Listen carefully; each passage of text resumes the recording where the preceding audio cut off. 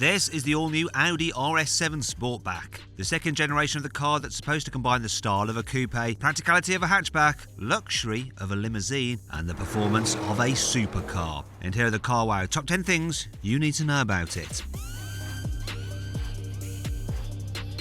There's no risk that your ridiculously rapid Audi RS7 Sportback is going to be mistaken for a limp-wristed standard model. It gets a honeycomb grille with Quattro-style air vents and an enormous vented front splitter that looks like it could swallow other cars whole. Bulging wheel arches, huge alloys and sporty side skirts give the RS7 a badass profile, while at the back you get the biggest exhaust pipes ever fitted to an Audi. Oh, and a spoiler that rises up at 75 miles an hour so the police can tell when he's speeding. Brilliant. But which would you rather have, the RS7 or the RS6? Click on the pop-out banner in the top right-hand corner of the screen to cast your vote.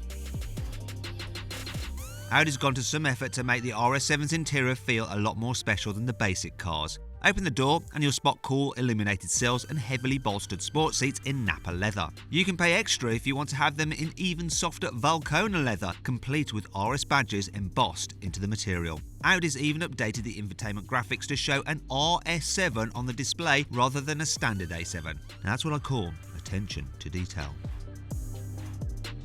The RS7's designed for people who can have their cake and eat it. So it's as quick and stylish as a top-end sports car, yet it's also practical enough to fit into your life, like a big hatchback. That means it gets acres of room up front for tall adults, but they should feel equally at home in the back. And you can even swap the two individual body-hugging rear seats for a more practical three-seater bench. Even the boot is practical. At 535 litres, it's big enough for a set of suitcases, and the large tailgate gives you more room to load bulky luggage in than you get in a normal saloon or coupe. Any doubts that the RS7 means business will dissolve when you feel the full fury of the twin-turbocharged 4-litre petrol V8 hidden under the bonnet. It produces 600 horsepower and a staggering 800 Nm of torque, which is fed to all four wheels through an 8-speed automatic gearbox. 0 to 60 miles an hour is over in 3.6 seconds, while top speed is limited to 155 miles an hour. Although Audi being Audi will increase this to 174 miles an hour if you pay a bit more money. Pay a little bit more again and Audi will then let the car do 190 miles an hour. And if you want to make your RS7 sound as good as it can, then you'll want the optional RS Sports exhaust, which has black tips and, of course, costs even more cash. Good old Audi making a car not as good as it could be from the get-go, just to rinse out its customers for all they're worth. Fuel-sipping hybrids are the last thing you'd think of when you see the RS7, but that's exactly what it is. Well, sort of. You see, it's got a 48-volt power supply, and that means this car's officially a mild hybrid. It can recuperate energy when you lift your foot off the accelerator on the motorway, or just switch the engine off, saving fuel by coasting down the road. The RS7 can also engage its stop-start system quicker than a normal car, and deliver an electric power boost when making off from a standstill. The result is that this heavy 600 horsepower super coupe can return fuel economy of around 30 miles per gallon. Though not in my hands it won't. Sorry.